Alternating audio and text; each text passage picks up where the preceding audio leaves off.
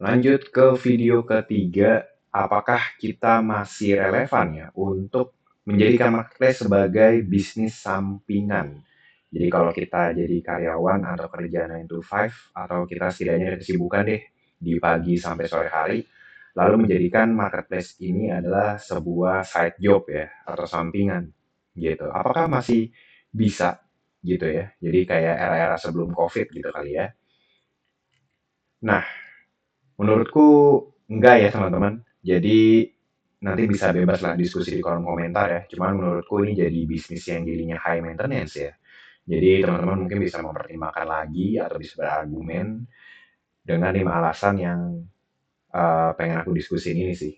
Gitu. Jadi dulu tuh aku berpikir bahwa aduh hindari deh bisnis F&B itu atau food and beverage atau makanan gitu.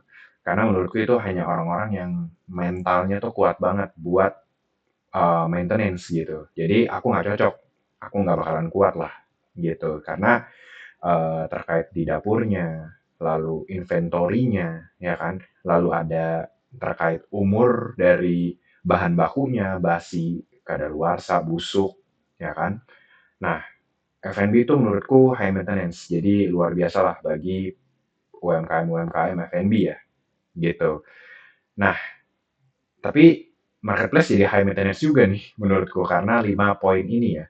Yang pertama adalah service level agreement dari logistik ya. Jadi sekarang itu tuh udah nggak kayak dulu ya, 3 hari, 2 hari setelah pemesanan bisa kita proses lalu bisa kita kirim. Kalau sekarang tuh kayak instan aja itu harus sejam sekali teman-teman. Mulai dari jam 9 pula harus di packing. Nah, teman-teman minta siapa gitu? Orang tua. Kalau tinggalnya bareng orang tua gitu. Kalau orang tuanya masih kuat juga gitu buat nganter-nganter ke JNE, ke JNT, ke si cepat gitu. Belum tentu teman-teman. Gitu. Jadi luar biasa ini ya.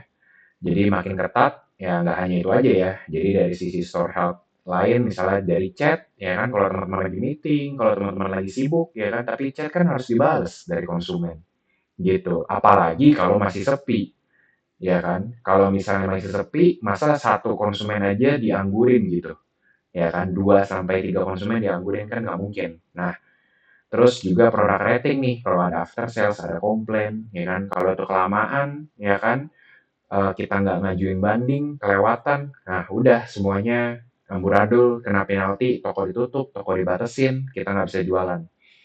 Gitu. Yang kedua adalah update kebijakan ya. Jadi dinamika di 2026 ini luar biasa ya.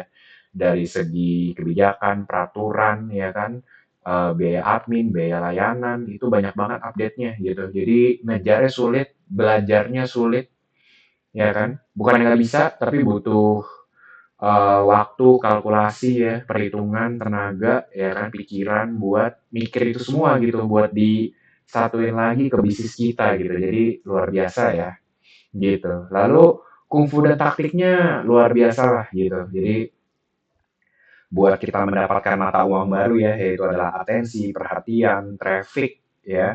Itu dinamis nih gitu. Ada affiliate, ada live streaming, ada konten, ada UGC lah ya kan. Ada AGC lah pakai karyawan ya kan. Udah pakai misalnya endorsement artis lah ya kan. Lalu pakai affiliate lah. Wah udah sulit lah gitu, pecah gitu kepala iklan JMV Max apa pula target ROAS ya kan. Wah, itu terus bisa aja diserahin ke agensi ya, tetap aja kita kan harus ngontrol juga gitu ya, mengawasi juga gitu dan jangan sampai dibodoh-bodohi juga sama sistem gitu. Lalu modal besar, iya udah kekumpul nih modalnya, ya kan. Tapi modal ini tuh bukan masalah uang aja teman-teman gitu. Jadi tenaga, pikiran, waktu itu juga ya teman-teman terkuras gitu. Jadi bisa sangat mengganggu pekerjaan teman-teman gitu ya. Lah kayak teman-teman kerja 9 to 5 tapi trading kripto, trading saham gitu. Nah, itu sulit karena nanti apapun kejadian di kantor atau apapun kejadian di bisnis nanti kecampur aduk, kebawa-bawa emosi gitu. Nah, ini luar biasa ya. Dan termasuk uang itu sendiri, teman-teman. Jadi ini bukan masalah teman-teman punya 1 miliar, punya 100 juta, tapi masalah cash flow, teman-teman. Teman-teman udah jadiin stok ya, itu jadi uang beku, uang mati loh.